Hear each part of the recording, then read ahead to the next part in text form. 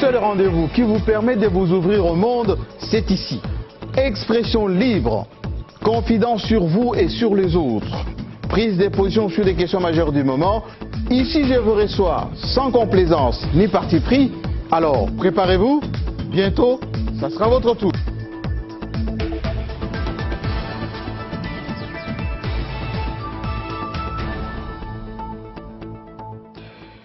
Pourquoi l'alternance en République démocratique du Congo gêne certains lobbies, certains milieux?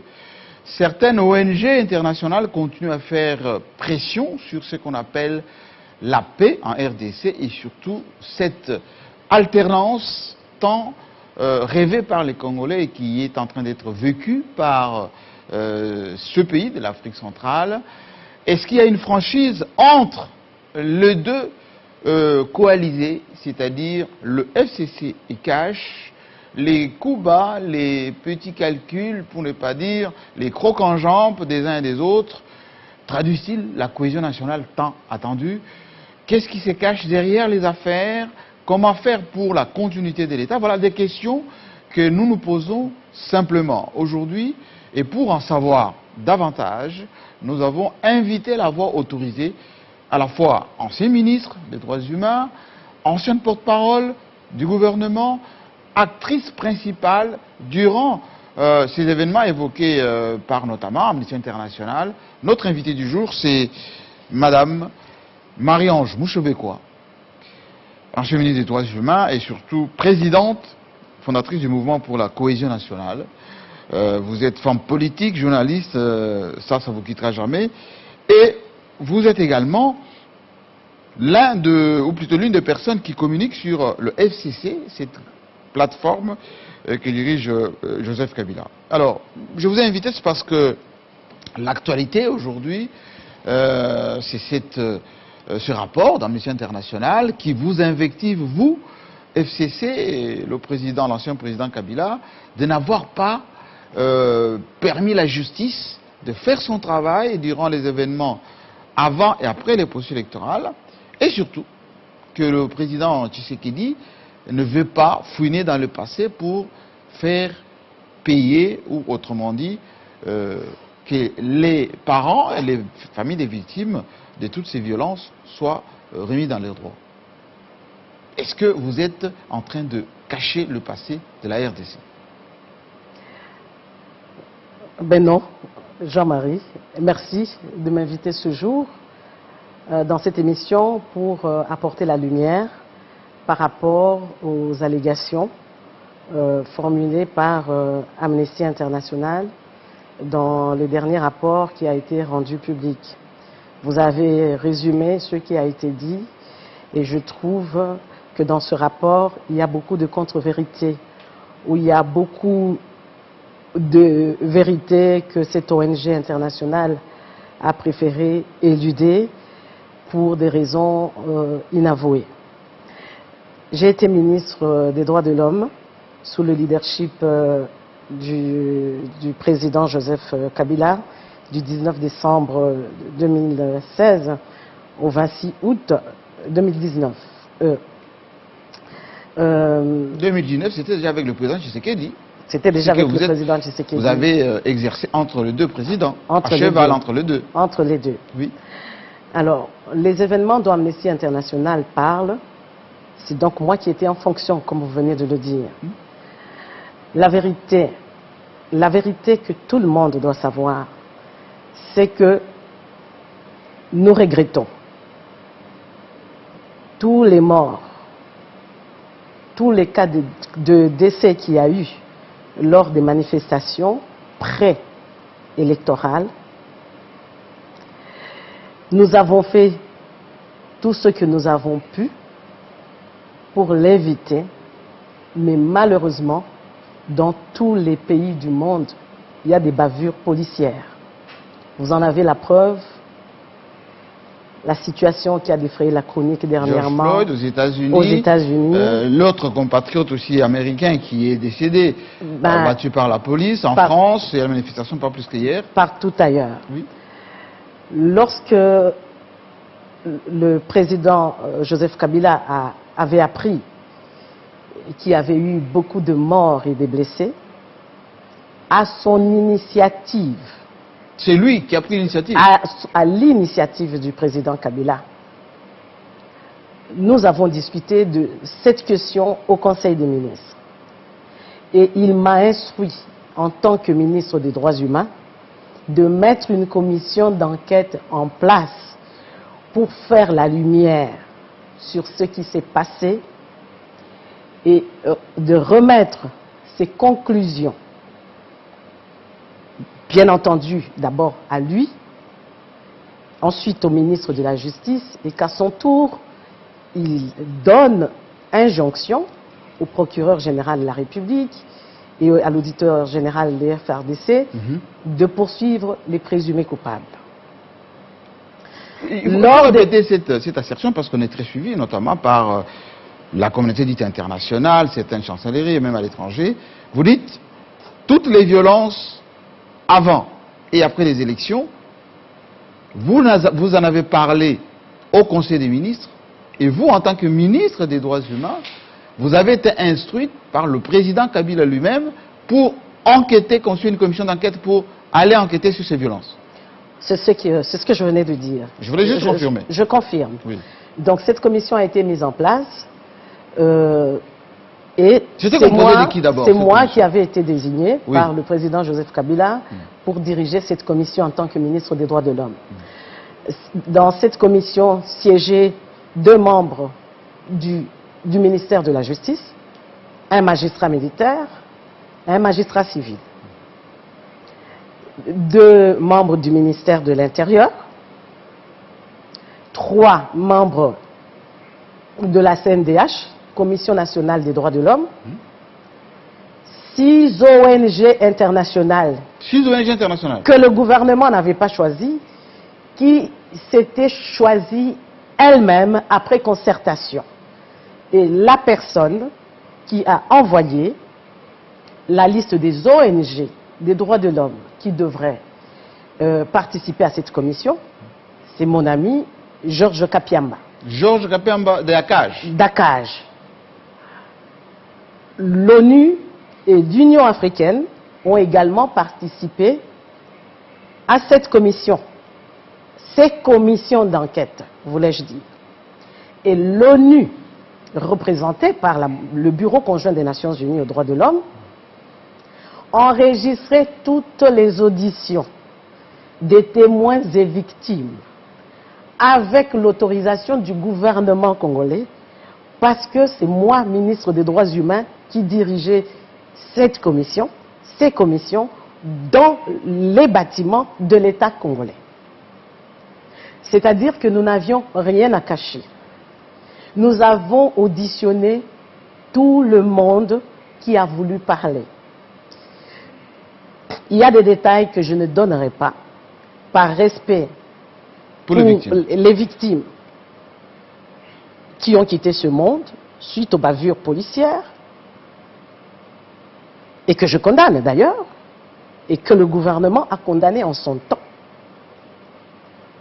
Je ne donnerai pas d'autres détails, mais je veux dire qu'à l'issue de l'enquête SEM 31-21, qui voulait dire commission d'enquête sur les manifestations du 31 décembre 2017 et 21 janvier 2018, nous avons rendu les conclusions publiques.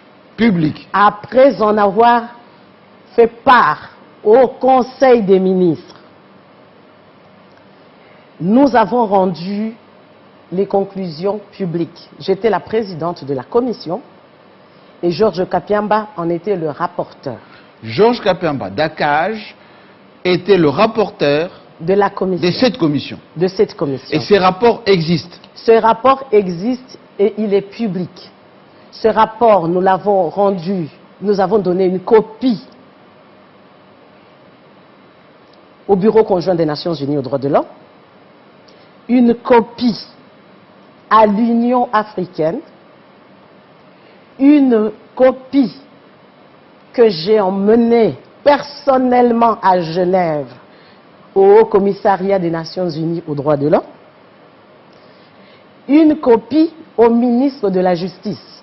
C'est-à-dire, après le point de presse que nous avions organisé, tous les membres de la commission 31-21 sont allés au ministère de la Justice. À l'époque, le ministre Tambwe Mwamba nous a reçus. Nous lui avons rendu le rapport officiellement et lui-même, à son tour, quelques jours plus tard, a envoyé le rapport entre les mains de la justice. Pour Le ministre de la Justice a saisi également organe de la loi pour traiter de ces problèmes. Voilà. Donc, la justice a tout, détient toutes les conclusions des enquêtes que nous avons menées. Si, pour l'instant, la justice n'a pas encore ouvert le procès, c'est possible qu'elles soient encore en train... Le délai de la justice est toujours long. Hein? C'est possible que la justice soit encore en train d'approfondir les enquêtes.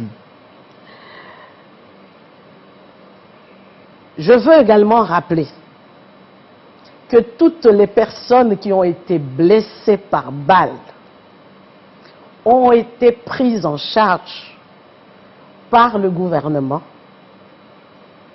à l'initiative du président Kabila. Tous les membres qui ont siégé au sein de la commission 31-21 savent dans quel hôpital ces blessés ont été soignés. Ces blessés ont été soignés. Je peux le dire aujourd'hui parce qu'il n'y a plus de blessés dans cet hôpital. Nous avions refusé de les envoyer à la clinique Ngaliema parce que c'est une clinique qui appartient à l'État.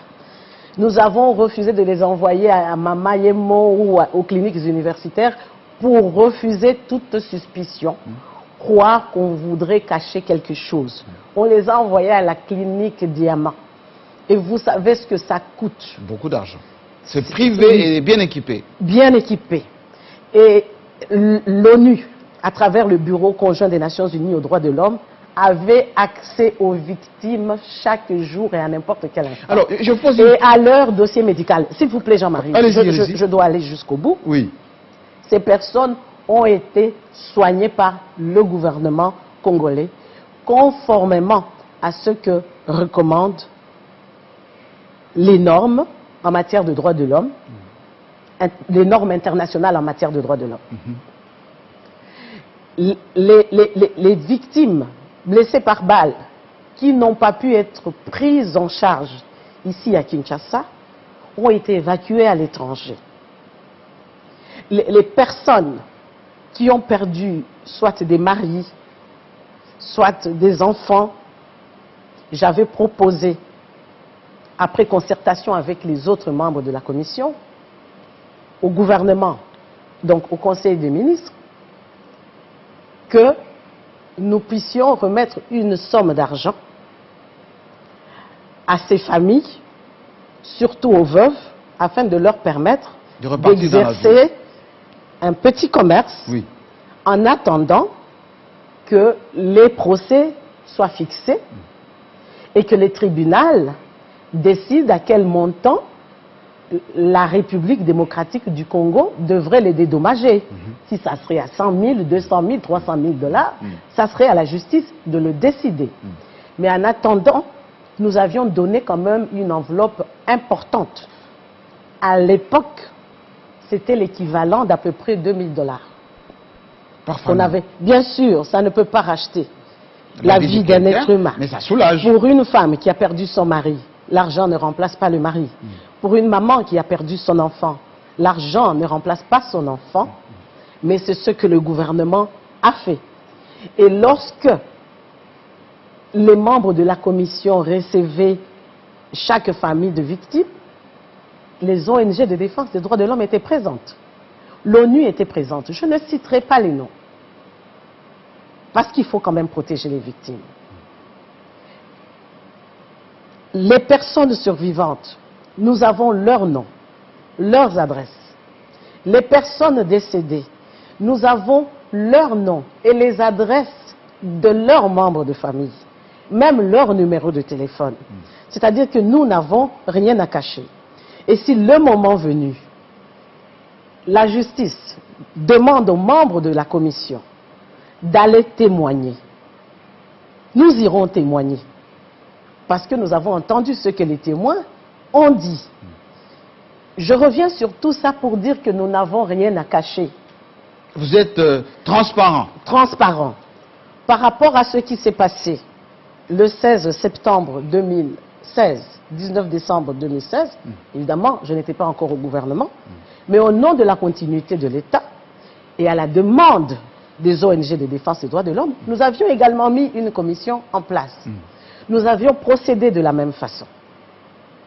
Nous attendons tous les procès, que les procès soient organisés ici, en République démocratique du Congo. Alors, je vous pose une question beaucoup plus directe. Il y a eu de policiers qui sont morts, notamment lorsqu'il y avait cette affaire de Kamwena Nsapou dans les Kasaï, beaucoup de policiers, et en même temps...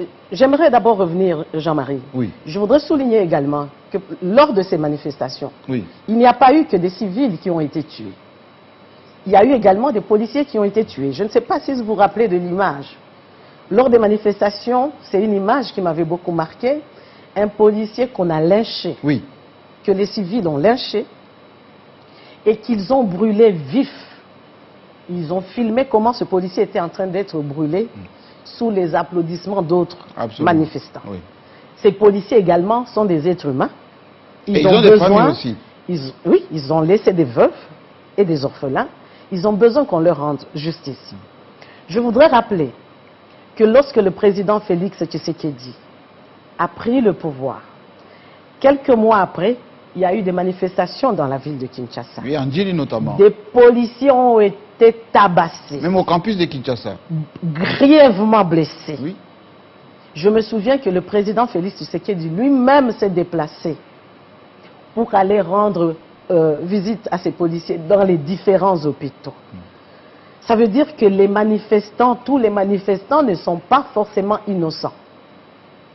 Parmi ces manifestants et il civils, était très dur avec notamment les étudiants qui ont brûlé les policiers. Parmi les manifestants civils, Oui. il y a également des bandits et des délinquants qui doivent répondre de leurs actes. Il y a eu des sièges des partis politiques, toutes tendances confondues, Brûlés. qui ont été brûlés, incendiés. Justice doit être rendue. Il ne faut pas avoir une mémoire sélective. Au-delà du fait que j'appartiens au FCC, je suis avant tout un être humain. Je suis moi-même activiste des droits de l'homme. Et pour avoir été ministre des droits de l'homme, je me dois de rétablir la vérité. Voilà. Alors, cette question, je vous la pose parce que l'Amnesty International dit Félix Tshisekedi ne fouine pas dans les passés, ne permet pas aux victimes et leurs parents ou leurs familles d'être indemnisés ou que justice soit faite pour eux. Mais vous nous avez expliqué ici que vous avez mis une commission d'enquête qui a fait le travail. La justice était déjà en train de faire son travail. Qui pousse le président Tshisekedi au règlement des comptes, à la chasse aux sorcières? Moi, je ne répondrai pas de la manière dont vous voulez que moi je réponde à cette question. Je voudrais rappeler que le président Tshisekedi est entré en fonction officiellement le 24 janvier 2019. Oui. Moi, j'ai quitté le gouvernement au mois d'août, à la fin du mois d'août. Plusieurs mois travaillé avec lui? 8 mois. J'ai travaillé sous son leadership en tant que ministre des Droits de l'Homme. Je l'ai rencontré à 3 reprises avant d'aller à Genève.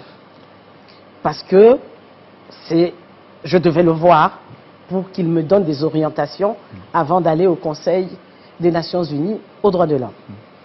Il m'a répété à chaque fois, je lui avais remis également les copies des conclusions de toutes ces enquêtes. Et je lui avais dit que c'était maintenant à la justice de faire son travail.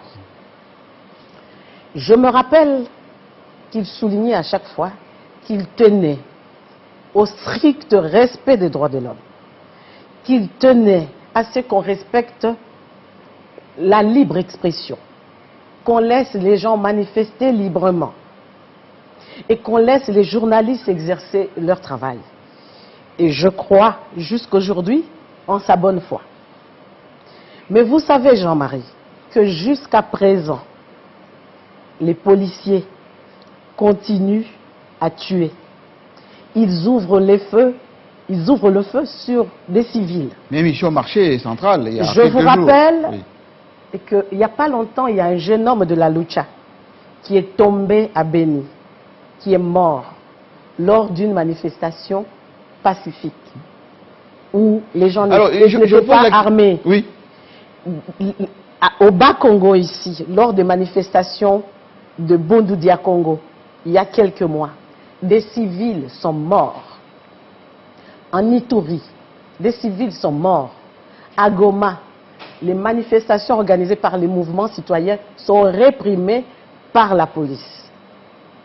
À l'époque, les ONG de défense des droits de l'homme et certains médias et internationaux disaient que ces policiers agissaient sous ordre de Joseph Kabila, oui, et de son ministre de l'Intérieur. Et certaines mauvaises langues disaient que même le ministre des droits de l'homme couvrait ces crimes.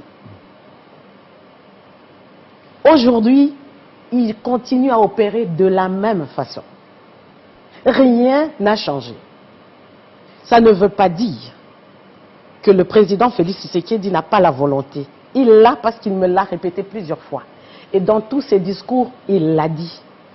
Qu'il a lutté pendant toutes ces années pour le respect des droits de l'homme. Qui donne l'ordre alors? Je veux dire, ces ONG, il faut leur poser la question maintenant, qui donne l'ordre aujourd'hui?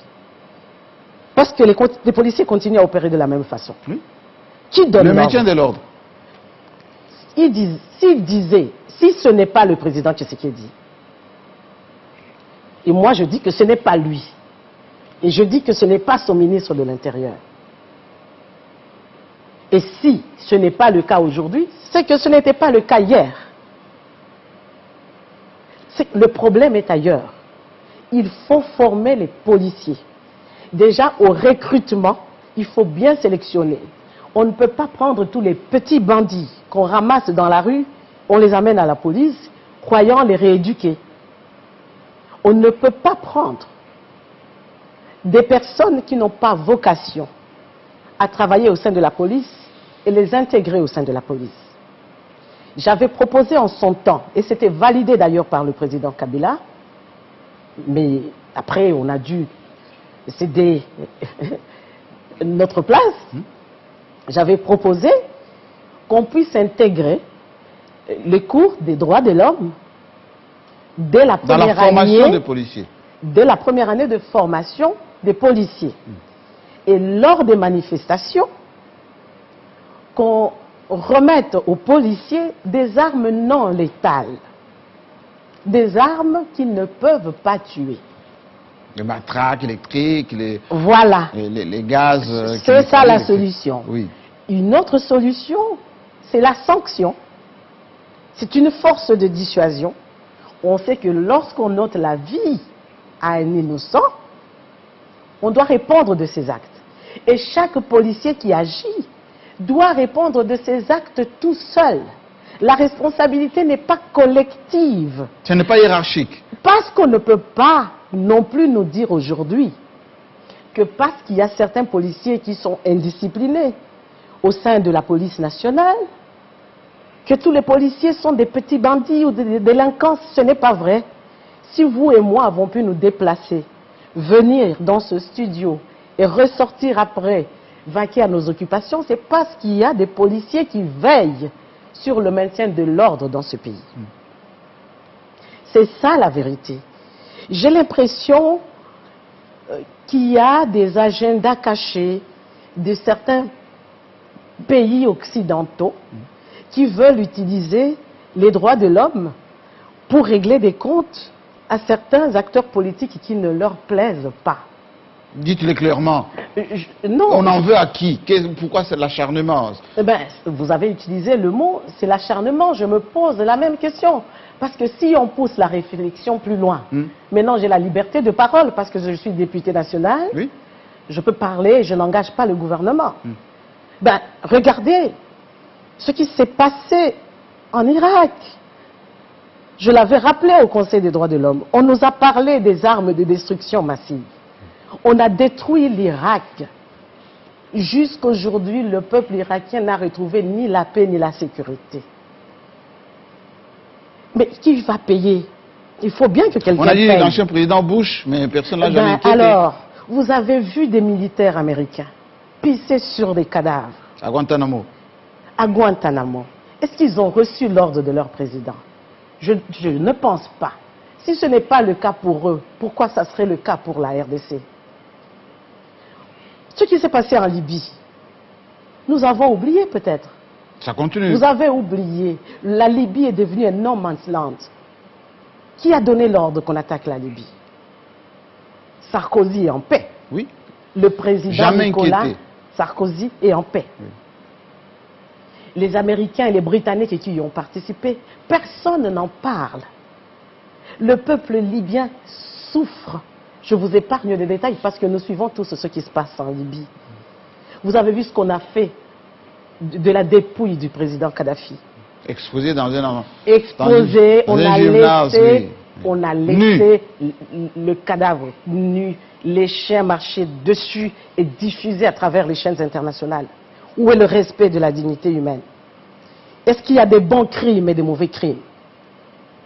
Tous les crimes sont condamnables. Et je veux qu'on nous traite de la même façon. Les pays occidentaux et les pays africains. On ne va plus accepter les pères fouettards.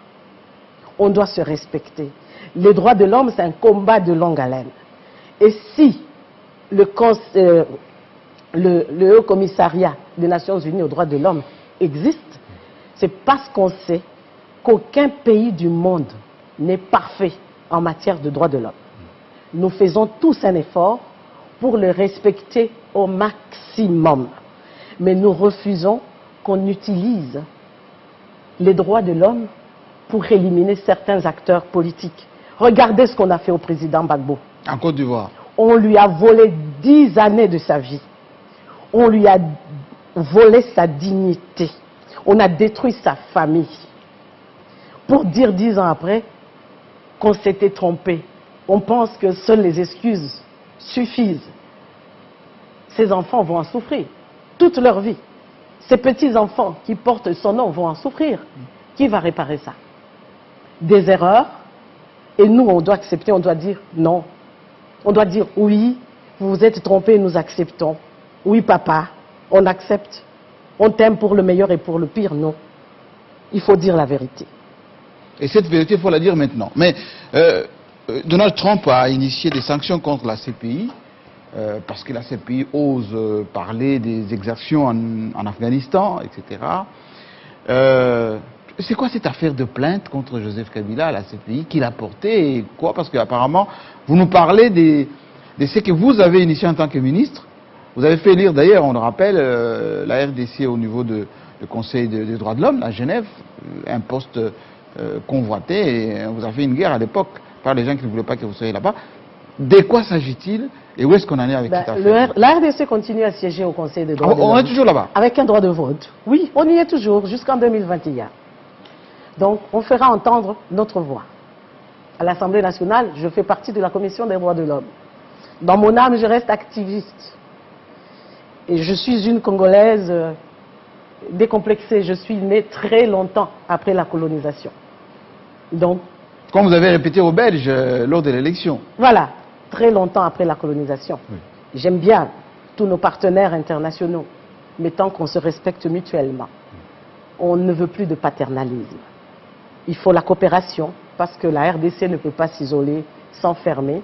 Elle doit s'ouvrir au monde, doit s'ouvrir à d'autres pays, mais dans le strict respect mutuel. Vous avez parlé de la CPI. Il semble qu'il y a des ONG nationales avec certaines ONG canadiennes qui auraient porté plainte contre le président Joseph Kabila auprès de la CPI.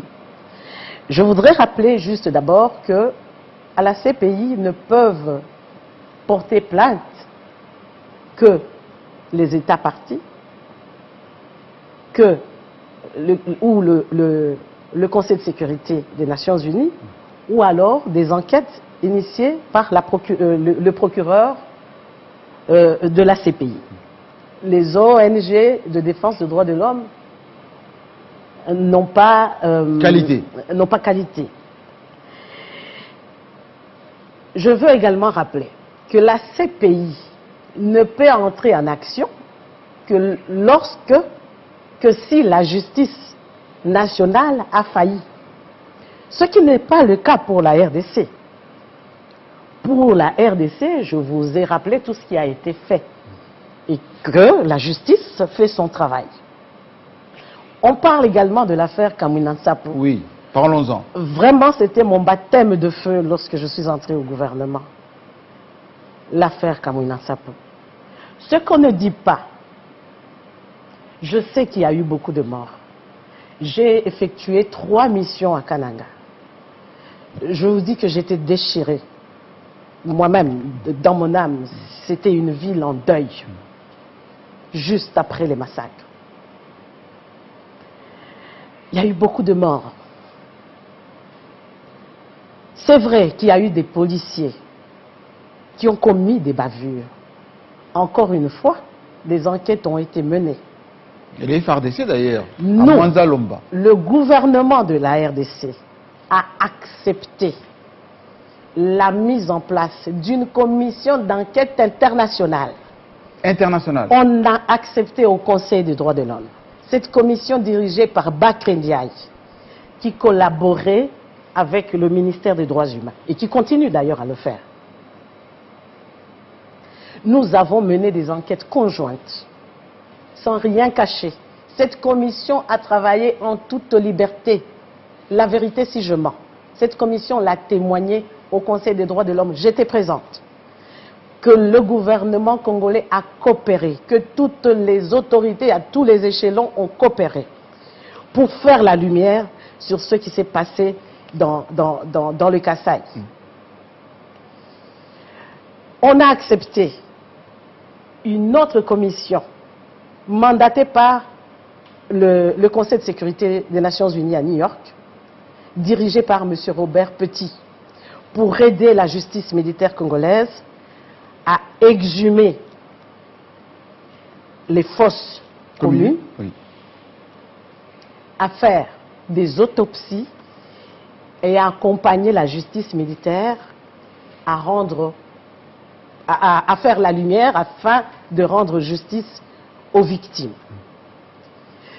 Je n'ai pas entendu les ONG de défense des droits de l'homme, toutes tendances confondues, rappeler qu'il y a beaucoup de policiers congolais qui sont morts, qui ont été tués et enterrés dans des fosses communes avec leurs uniformes.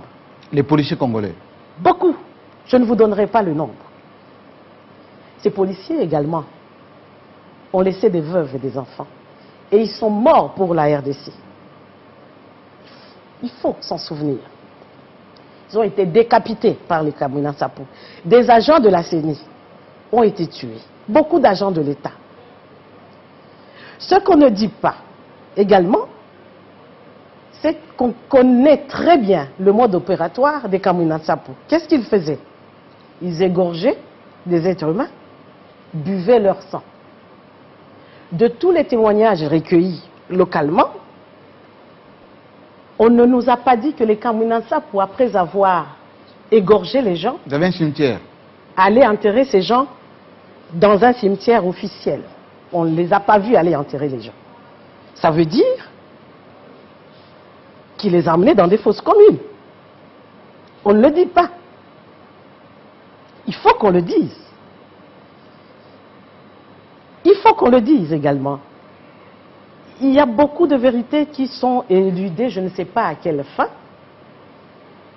Et même dans l'affaire Zaïda Catalan et Michael Chah, les deux experts de l'ONU qui sont décédés, je m'incline devant leur mémoire. Le gouvernement congolais a coopéré et continue à coopérer pour que justice leur soit rendue. Mais je rappelle que leurs accompagnateurs congolais également sont décédés. Ah, mais on n'en parle pas beaucoup. Dont hein? on ne parle pas. Leurs accompagnateurs congolais sont décédés. Leurs familles ont également besoin de justice. Il y a des Kamwina Nsapu qui ont attaqué le grand marché Ici à Kinshasa. Oui. À la machette. On a décapité d'ailleurs la dame qui... Si c'était dans un pays occidental, oui. on allait nous parler des terroristes. Parce que le mode opératoire est le même. On a attaqué le grand marché à la machette. On a même tué la gérante. La gérante du marché, oui. Du grand marché. Oui. Qui a laissé une orpheline. Et j'ai appris que certains suspects ont été libérés sans qu'il y ait eu procès. Absolument. Voilà. Donc, je veux dire, ces ONG peut-être pensent que le président Tshisekedi ne marche pas selon leur bon vouloir et commence également à lui donner des coups.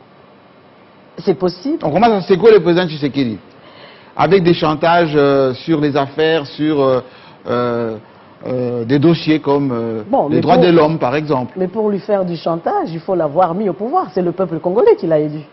On va lui faire du chantage comment? Quelqu'un qui a été élu par le peuple congolais, investi par la Cour constitutionnelle.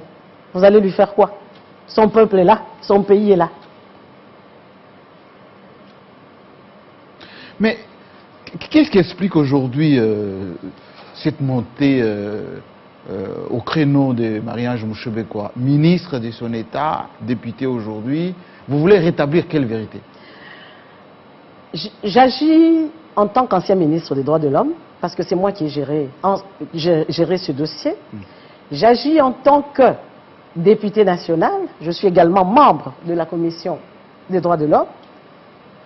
J'agis en tant que Congolaise qui veut qu'on n'oublie pas la vérité, qui veut que la vraie vérité soit rendue publique, que les ONG de défense des droits de l'homme internationales n'aient pas une amnésie sélective.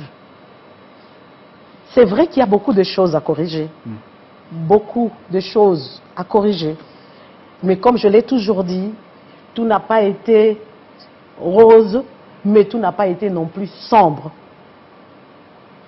C'est comme si on mettait un verre à moitié vide, à moitié plein. C'est selon ce qu'on ressent et ce qu'on veut voir. Eux regardent un verre à moitié vide.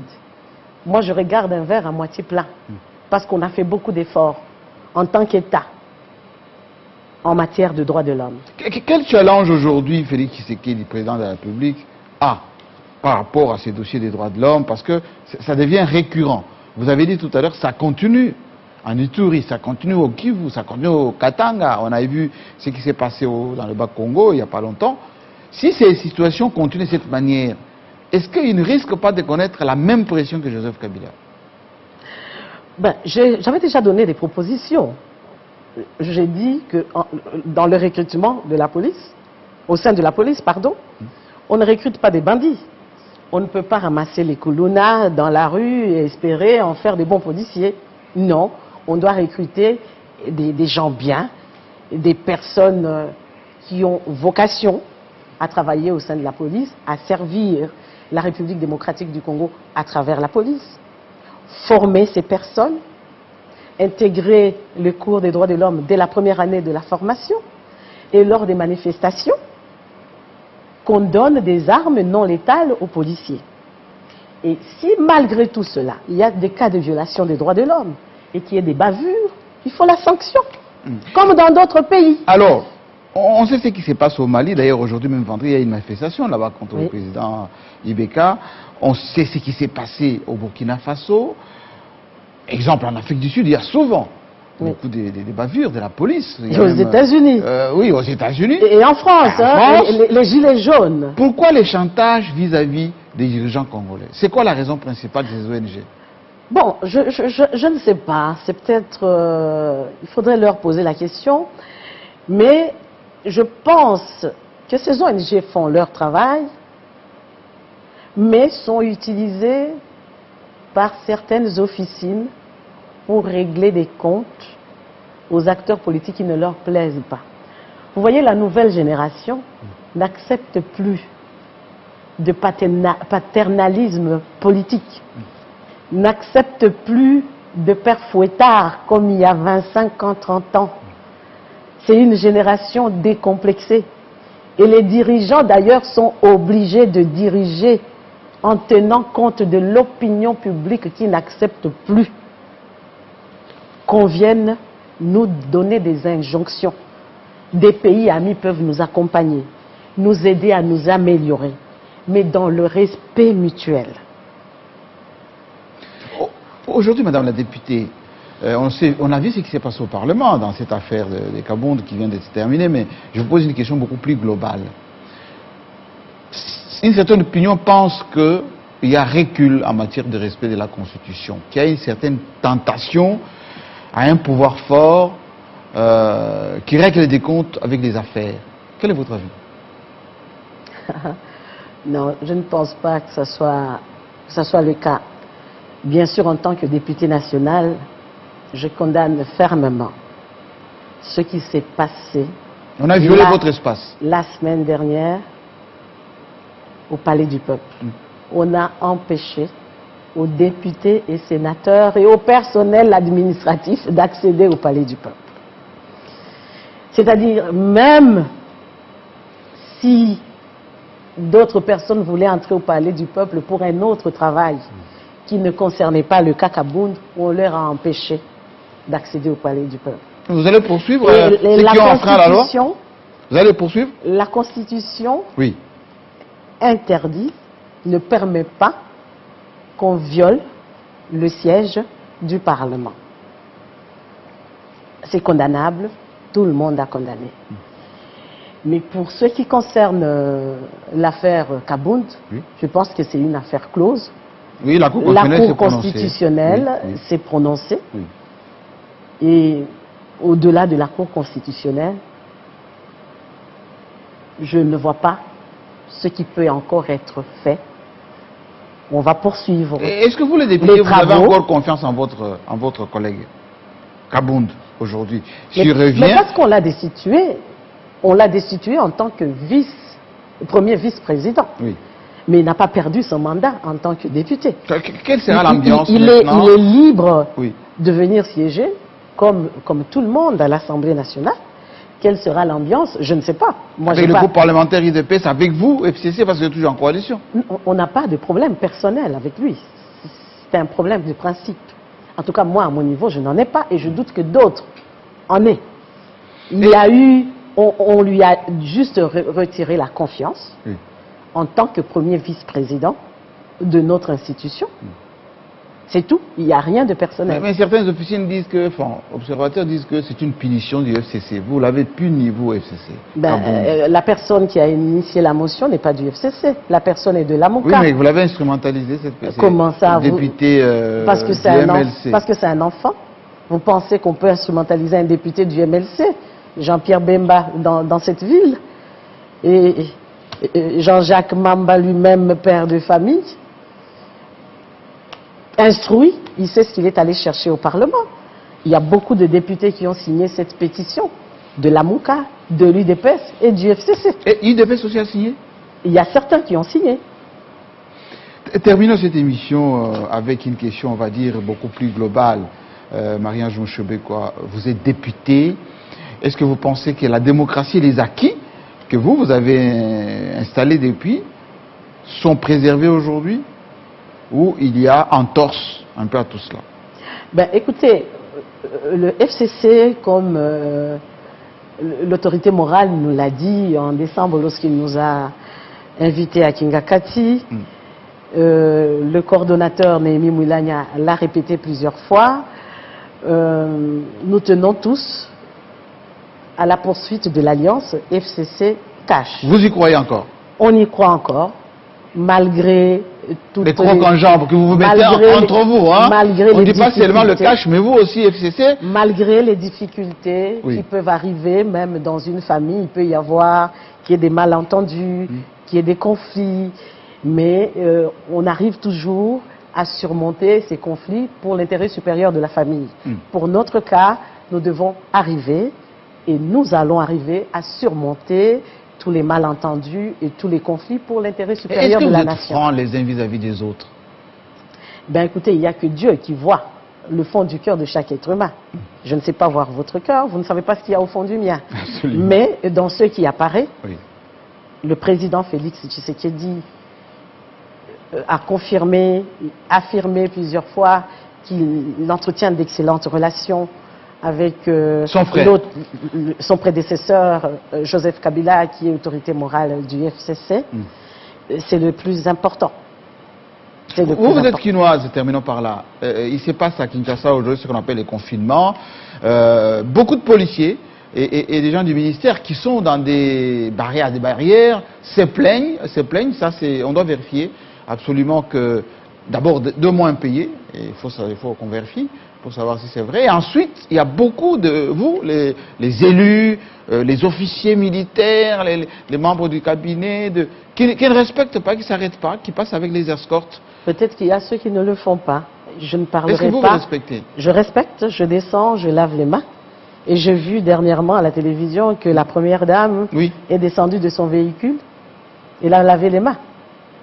C'est l'épouse du président les colonels, les généraux, les ministres, les directeurs des cabinets ne s'arrêtent pas et passent avec les escortes? Maintenant, ça dépend de chacun, des principes, de l'éducation, de la conscience aussi. De la conscience, parce que le coronavirus existe.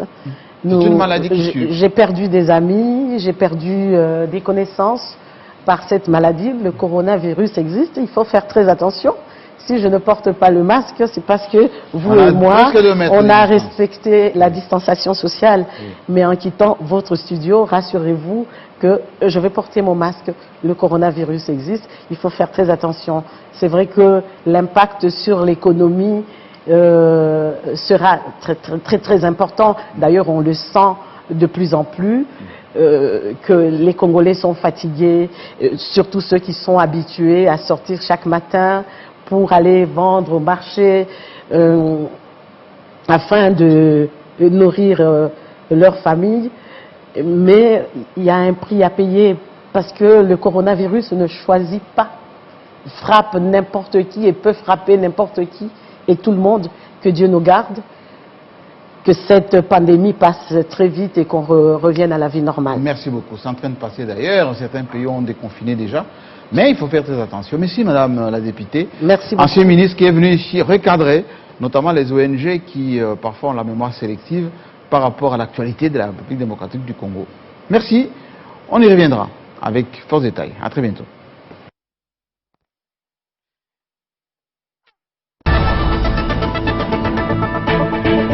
Le seul rendez-vous qui vous permet de vous ouvrir au monde, c'est ici. Expression libre, confidence sur vous et sur les autres, prise de position sur des questions majeures du moment. Ici, je vous reçois sans complaisance ni parti pris. Alors, préparez-vous, bientôt, ça sera votre tour.